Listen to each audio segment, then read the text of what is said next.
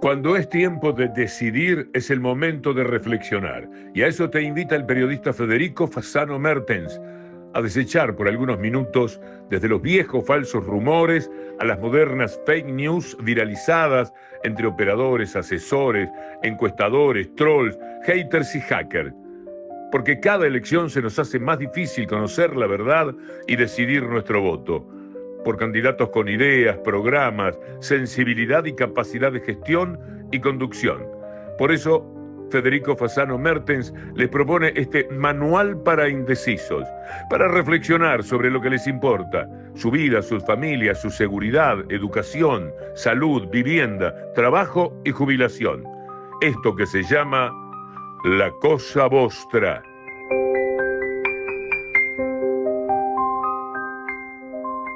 Bienvenidos a La Cosa Vostra, manual para indecisos. En esta tercera entrega vamos a comparar la última parte de la gestión social de ambos proyectos históricos, de ambos gobiernos. Antes quiero hacer una aclaración. Nosotros filmamos la última entrega el lunes 23 de septiembre y con los datos oficiales de esa fecha del INE. Pero al día siguiente, 24 horas después, el INE saca un informe semestral sobre pobreza, al cual nosotros no tuvimos acceso porque filmamos el día antes. Están de testigo la empresa que contraté de que fue filmado el lunes 23. Y el día siguiente, el lunes 24, el INE saca este informe semestral, que no lo había hecho en los 4 años y medio de este gobierno. Siempre fueron informes anuales, que son los más confiables. Bueno, a 30 días de las elecciones, el INE saca su informe sobre pobreza, y entonces sí tenemos que aclarar. Hemos dicho que vamos a no engañar a nadie, a dar las cifras oficiales. Nosotros dijimos que había un 10,1 punto de pobreza, con las cifras oficiales del INE, ese lunes, y el INE al día siguiente dice que son las cifras de este semestre, que no estaba computado, del 9,1. Queremos dejar constancia entonces que no hay 50.000 pobres más, sino que hay alrededor de 20.000 pobres más. Queda hecha la constancia.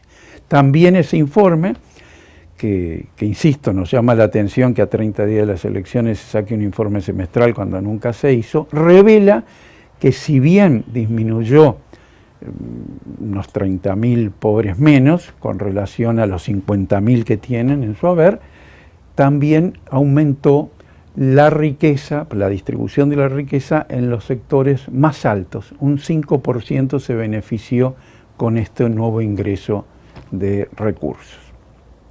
Pasemos ahora a la comparación de los dos gobiernos en materia de gestión social. Comencemos con el gasto público social. El gasto público social fue el pulmón del Frente Amplio. En los 15 años que tuvo, fue lo que le permitió financiar la reforma tributaria, que la CEPAL dijo que era la reforma tributaria de mayor equidad de América Latina. Le permitió financiar la reforma de la salud, que fue una revolución sanitaria en el país, donde de 750.000 usuarios que había pasaron a 2.530.000. Le permitió además triplicar las asignaciones familiares, aumentar un 350% los ingresos a los jubilados, 350% en valores constantes, no en valores corrientes, es decir, en valores reales. Le permitió aumentar un 1000% el salario mínimo. Es el salario mínimo más grande de América Latina en esos 15 años. ¿Y qué hizo este gobierno en estos 55 meses? Disminuir el gasto público social. Y lo disminuyó en educación, lo disminuyó en salud, lo disminuyó en varias cosas. Es decir, apostó a lo que nosotros venimos diciendo, que es crecimiento económico sin redistribución. Lo que recibió el Frente Amplio lo aumentó un 136%, cifras oficiales. Pasó a ser el gasto social público el 27,7% del Producto Bruto Interno, cifras nunca alcanzadas en este país en los últimos años. Incluso logró llegar a un aumento de 10 puntos del Gini, el impacto distributivo que tuvieron en esos 15 años, cuando todos los países de América Latina no aumentaban más de 4 puntos del Gini, salvo el kirchnerismo en sus primeros años, que sí superó los 4 puntos, pero Uruguay superó los 10 puntos del Gini, y eso hay que destacarlo. Los 5 meses de la coalición republicana, que el gasto público social se centró en la austeridad social, en la desigualdad de la distribución y en los recortes, hizo que disminuyera el gasto público social. Acá tenemos unos cuadros que podemos mostrar de cómo el gasto público social, acá es en el 2004, que lo recibe el Frente Amplio, y cómo asciende exponencialmente. Tengo hasta el 2018, pero me falta el 2019, pero siguió subiendo. Esto es realmente sorprendente, pero es necesario decirlo para comparar con el gasto público social actual. La educación, aquello que Giuseppe Mazzini, no sé si recuerdan, decían, es el pan del alma, la educación. Y que yo digo que es el pasaporte indispensable para poder circular en la sociedad. Sin la educación no podemos circular, no tenemos pasaporte vigente. Y además la educación es un arma muy importante para el poder dominante. Sin educación no hay rebeldía. Sin educación, si nosotros miramos los cuadros de cuántos años de educación tienen los quintiles más bajos, más pobres, que llegan a 6 años de educación, algunos a 7, y miramos los quintiles más altos que llegan a 14 años de educación, 15 años, nos damos cuenta del poder que tiene la educación. Decía Voltaire, el día que los pobres razonen, estamos perdidos. Bueno, no creo que lo haya dicho Voltaire esto, más bien lo debe haber dicho Luis XIV o Luis XV, pero es verdad eso, el día que los pobres razonen, se eduquen, tengan el mismo nivel que las clases dominantes, ese día sí va a cambiar la correlación de fuerza. Pero veamos los cuadros de educación. En el 2004, el 3,15 del PBI se le entrega al gobierno del Frente Amplio. Y en el 2019 el gobierno del Frente Amplio entrega un 5,18 al gobierno de la calle Pou. Es decir, aumentó el 65% el gasto público social en educación. Y los recortes que hicieron son enormes. En la UDELAR, por ejemplo, en la UDELAR recortaron 38 millones de dólares y en el resto del sistema educativo recortaron 140 millones de dólares. Esos son los datos que yo extraje oficiales. Pero en la rendición de cuentas del año pasado se confiesa que se bajaron 300 millones de dólares del circuito educativo. Un recorte brutal. En materia de salarios, a los 65.000 docentes y funcionarios pasó lo mismo. En el 2019 aumentó el Frente Amplio, fue en la UDELAR el 89% y en el resto del circuito educativo el 99%. Todos los sectores docentes y funcionarios bajaron su salario real en estos 55 meses de gobierno, salvo ahora que empezó en el 2024 a subir. Este gobierno ha sido un excelente comunicador y un excelente táctico. Ha manipulado los tiempos de una forma excepcional. Es decir, apretó el cinturón los primeros 4 años y ahora empieza a aflojar el cinturón y aparece un aumento del salario real, aparecen aumentos en el gasto público de educación, aparecen todos en el último año. Realmente no me parece destacable esa actitud. Incluso están diciendo que el año pasado aumentaron el gasto público por estudiante per cápita. Sí, pero no dicen que no aumentaron el gasto público, mantuvieron ese gasto público bajo en educación por estudiante, pero disminuyeron los estudiantes. Hubo una gran deserción estudiantil, por eso aumenta por estudiante el ingreso per cápita.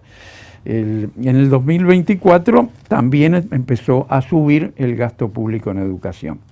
En inversión, no hubo inversión de mantenimiento ni hubo obra nueva. Acuérdense que el Frente Amplio dejó 101 establecimientos nuevos. Acá no aparecen los establecimientos nuevos. Veamos el tema que es muy importante de la matriculación y de los egresos, porque eso sirve para comparar los dos sistemas educativos. En el 2004 el Frente Amplio recibe 17.969 matriculados y entrega en el 2019 al gobierno de la calle Pou 47.970 matriculados, es decir, un aumento del 266%. Y el egresado, que es más importante todavía, recibe en el 2004 3.714 egresados y devuelve al gobierno de la calle Pou 11.723 egresados, un aumento del 315%. Pero lo más importante de todo esto, de los egresados, es que el 52% de los egresados son estudiantes cuyos padres nunca fueron universitarios. Eso muestra la sensibilidad social de un gobierno y de otro gobierno. Y ese 52% está cumpliéndose la profecía de Florencio Sánchez en Mi hijo el doctor. Y eso hay que destacarlo como un valor muy, muy importante. Si vemos las cifras de educación primaria y secundaria, en el 2019 el Frente Amplio le entrega 699.678 matriculados. Y en el 2023, el año pasado, que son las cifras que tenemos, desciende a 676.999 matriculados, una disminución de 22.679, que se van del sistema educativo, Y si tomamos educación pública más educación privada, la disminución es mayor, alcanza los 27.000 salientes. Es decir, acá están en juego y estamos mostrando lo que son los dos modelos. ¿Y qué modelo puede alegar este gobierno? Bueno, la reforma educativa. Una reforma educativa que es de papel, que no ha llegado a las aulas, que en el fondo no tiene, fíjense, está basada sobre todo privilegiando a las instituciones privadas, ¿no? No escucha a los docentes, no los escuchó. Favorece la desigualdad en el acceso, también tiene eso. No defiende el presupuesto educativo, acepta los recortes que le dieron y tiene una muy baja exigencia académica. Eso es lo que han propuesto. La comparación de los dos gobiernos es enorme, es enorme. Tan es así que yo, que critiqué cuando era director del Diario de la República mucho a la reforma Rama, le digo, volver Rama comparado con todo esto.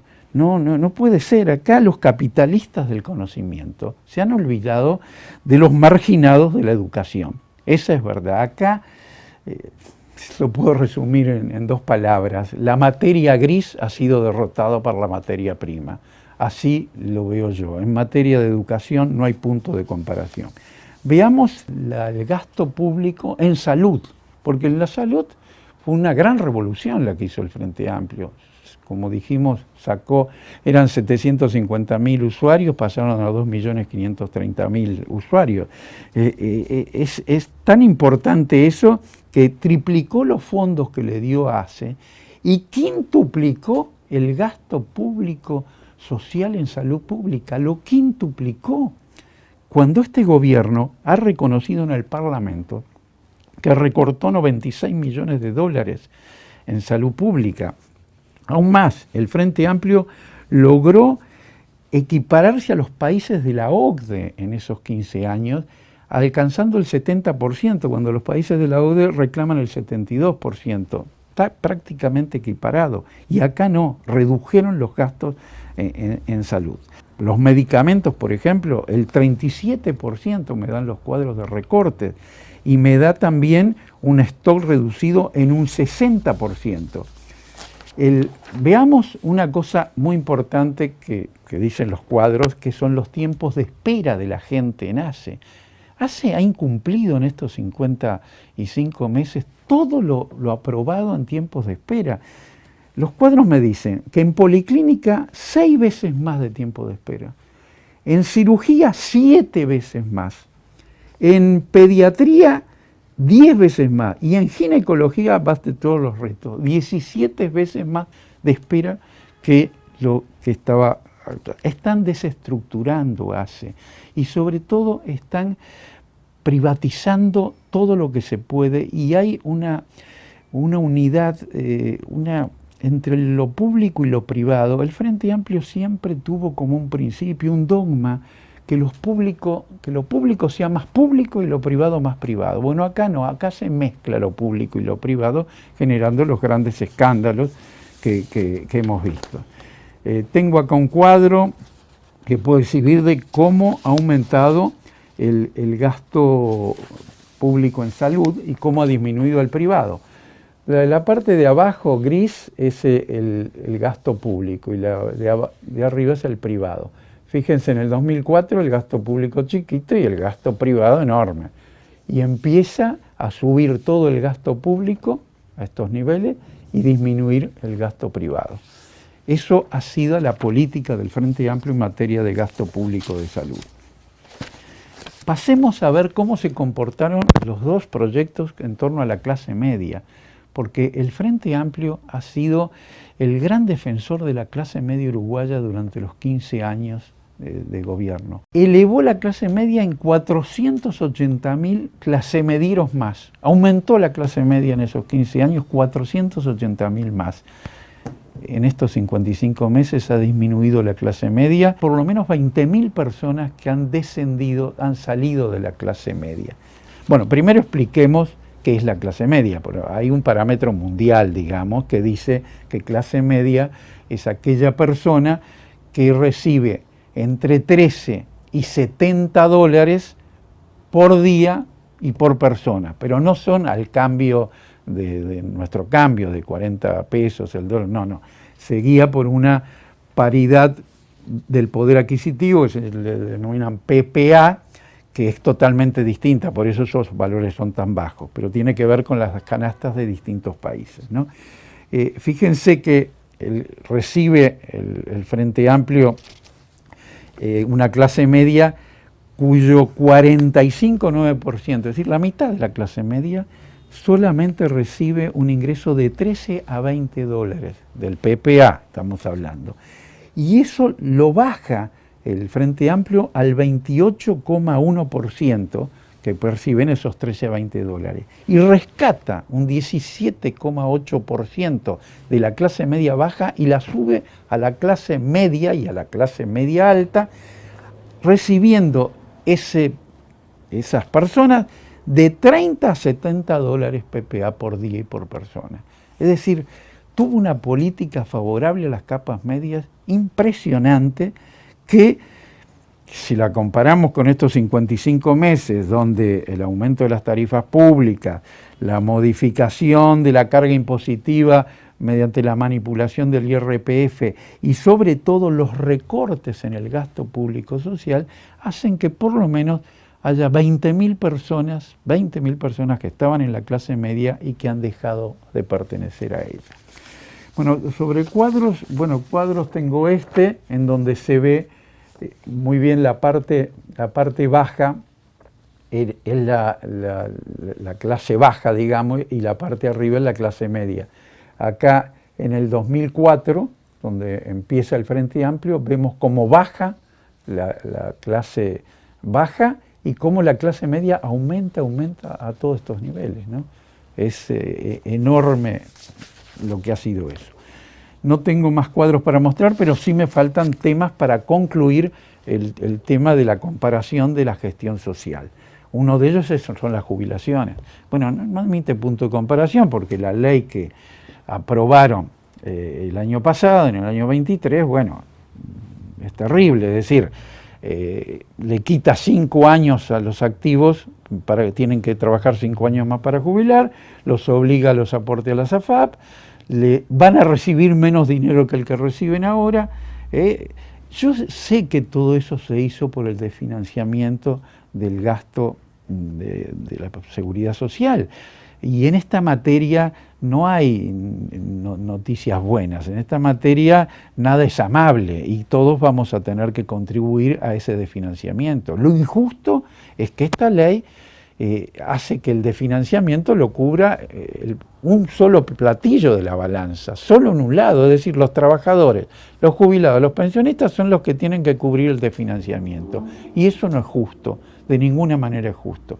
No voy a tomar partido acá en si le conviene es el plebiscito de la reforma de la seguridad social, que esté en la Constitución y se acabó el problema. No, yo sí lo que creo es que hay que derogar esta ley, de todas maneras. Creo que si gana el Frente Amplio, lo primero que tiene que hacer es derogarla y convocar a un gran acuerdo nacional. Porque además las diferencias enormes que existen en materia de cifras no son creíbles. Por un lado el PIT-CNT, muchos economistas de izquierda y organizaciones frentistas dicen que con solo 460 millones de dólares anuales se soluciona el problema y que encima sobran 900 millones de dólares.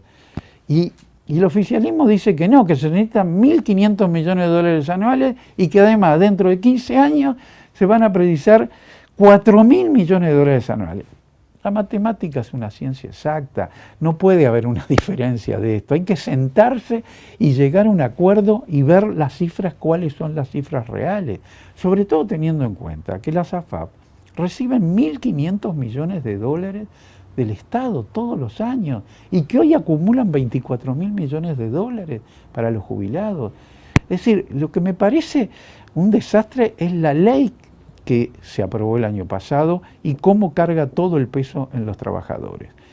Hay una falta de sensibilidad. Digo, este gobierno se ha olvidado de que incluso hace millones de años los primates, nuestros antepasados, inocularon en los cerebros de los simios la preocupación del cuidado de los ancianos, de sus propios ancianos.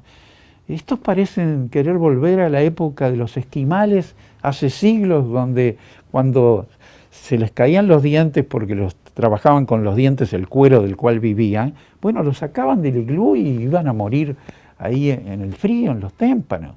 Bueno, por favor, más sensibilidad social con los ancianos, más sensibilidad social con aquella gente que está por terminar su vida en esta tierra. El otro tema que quiero decir es que en estos 55 meses de gobierno se ha multiplicado el endeudamiento personal de la gente. El Banco Central acaba de emitir un informe diciendo que hay 1.900.000 deudores. Y sin contar eso, las cooperativas de crédito, sin contar las instituciones de crédito al consumo, sin contar el crédito negro, que todos sabemos que existe. Es decir, muchísimo más de la mitad de la población está endeudada. Y hay 630.000, según el Banco Central, 630.000 incobrables, irrecuperables, o por lo menos que lo fueron en algún momento y que después se pueden haber puesto al día. Digamos, esto es grave. Acá el Banco Central hizo una encuesta y le preguntó a los deudores por qué se endeudaron. El 38% de los deudores le dijeron porque no llegamos a fin de mes. Esas deudas es para poder comer, es para poder llegar a fin de mes. Y un 36% le dice al Banco Central, nosotros apenas llegamos a fin de mes. Es decir, hay una situación muy especial en materia de deuda que no podemos dejar de decirla, de señalarla y de explicarla. Hemos terminado en esta comparación de la gestión social de ambos gobiernos. Me he esforzado mucho por tratar de encontrar una luz entre tantas sombras de la gestión social del gobierno actual. No he podido encontrar ninguna. Quizás la pueda encontrar cuando comparemos en los próximos videos la gestión económica, pero en esta gestión social no la he podido encontrar. Hay una falta de sensibilidad social que yo realmente pienso en aquellos blancos y colorados del pasado que tenían mucho más sensibilidad social que esta. Pienso en José Valle Ordóñez, pienso en Luis Valleverres incluso, pienso en Luis Alberto de Herrera, pienso en Wilson Ferreira Aldunate, que todos ellos han demostrado una sensibilidad social que este gobierno neoliberal la ha descartado por completo. Incluso voy a invitar a la empresa Opción, que en el año 2012, 7 años del Frente Amplio, hizo una encuesta maravillosa sobre la felicidad. Le preguntó a los uruguayos si eran felices. 10 de cada 10 uruguayos, 8 uruguayos dijeron que eran felices en los 7 años del gobierno Frente Amplista. Quisiera que esa encuesta la hiciera ahora opción. También recuerdo en el 2013, cuando la influyente revista The Economist dijo que Uruguay era el país del año. El país del año, con 8 años de gobierno Frente Amplista, lo consideró un gobierno de izquierda que constituye al Uruguay en el país del año en todo el mundo en el 2013. Y en el 2014, el Daily Mirror dice que encontró una pequeña joya escondida en América Latina, que era el Uruguay del Frente Amplio en el 2014, 9 años del Frente Amplio. Acá los 5 años que nos prometieron de felicidad se convirtieron en los 5 años peores de las últimas 2 décadas. No tengo ninguna duda al respecto. Los 5 años que se basaron en esta desigualdad social y que no tuvieron sensibilidad social. La épica, el discurso épico que en el 2019 levantó la coalición republicana para derrotar al Frente Amplio, no tuvo en cuenta la realidad cotidiana de la población. No la tuvo en cuenta. Entró en una especie de lo que yo denomino sociodisea, ¿no? Una saga de desencuentros y de malos entendidos entre el gobierno y la sociedad. Eso lleva a una situación que la comparación es imposible de realizar encontrándole alguna luz a la gestión de este gobierno. Me voy a despedir de ustedes con un pensamiento del fiel escudero del caballero de la triste figura, el Don Quijote. Sancho Panza le decía a Don Quijote: mi señor, hay 2 linajes en este mundo, el linaje del tener y el del no tener.